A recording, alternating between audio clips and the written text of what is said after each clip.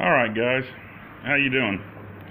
Toro Timemaster 30 update, and many of you knew that I used to have two of them. No longer do. I sold the older one. The older one ended up with 812 hours. While the meters worked, I went to 3 meters total on it. This is the last one I just took off when I sold it. Doesn't work. Anybody know where I can get a good meter at? Let me know. These haven't been that great, to be honest. I bought a bunch of them on eBay and they didn't last. Anyway, so the other one probably had more than 812 hours total, but I'm going to say 812 because I don't lie and I don't want people thinking I'm trying to make up numbers. So I don't know how much total it would have been difference in between the meters. So we're going to tell officially 812. A lot of people don't believe me, but I'm not worried about that. That one, though, it sold it. Believe it or not, I got $550 for it. I sold it on Craigslist and on eBay local, and I put it up for $600. 2 days later, it sold. I was honest, gave all the receipts, everything that it had, the problems and everything. This one here, the newer model, been great. No bearing issues, knock on plastic and metal. No transmission issues. The only thing that's happened is the wires have fallen out of the switch here, which is weird. And just now the rear lever is starting to crack, which we all know that made it longer than the other one did. And the belt's starting to slip for the blades, which I'm going to repair this weekend when I have time. This rain and everything, I probably may even do it this afternoon. I've got extra ones in stock. Everything else on this mower, though, has been great.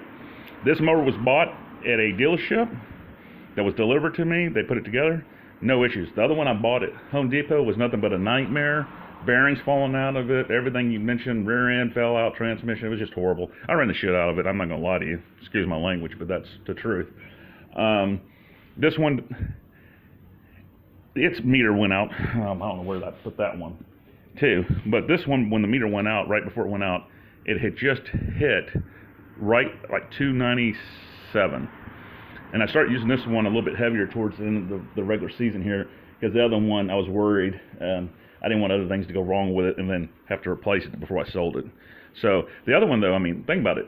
You pay $1,080 with tax or whatever it is here in Texas. I sold it for $550. So I got 50% back after running for over 800 hours. It's not too bad. And the guy who bought is happy. He's going to use it for his personal property. He's an old gentleman. Didn't have any issues. He got all the receipts. So if he needed to replace anything under warranty that I had, he could get it done. It was in good shape for him. He was happy. The motor still runs great. First pull starts every time. So, you're a homeowner, you need a Timemaster.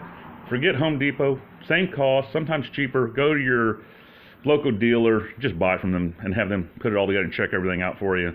I think you'll be much happier. If you're commercial, you're a guy like me with one maybe employee helping you here and there or something, and you're keeping an eye on it, I'd say it's a good mower to have. Why spend $2,000 and buy the other ones, the commercial grade that are heavier, they don't have the fold up and all that stuff that I like. And if you got a crew though and you're not watching them, stay away. They'll tear them up. That's my feeling. They're not meant for hard, rugged, crazy crap. I see people try to cut tall grass. I mentioned in some past videos that's like 3 feet tall. That's just insane. I do know they're coming out with a new one with 10 foot-pounds of torque. I question whether or not these insides and these bearings and stuff can hold up to more torque and more thing. It can be two things possibly in my opinion. One thing is that a motor will tear up everything underneath this thing and it'll fall apart, or it will make the operation run that much smoother. It won't be straining to cut the grass. It won't be straining on all the parts, and it'll actually stay together better. One or the other is going to happen. We're going to find out. I think I'm going to sit back and let somebody else watch and see what happens with them. Okay, but anyway, grade for the Toro. Year-end review. This is 3 years now total of using Toros. I give it, for commercials, high C+, low B range because of the what you're using it for. Homeowners, I give it an A if you get a good one like this one. No issues. So, would I buy another Toro Timemaster? Definitely.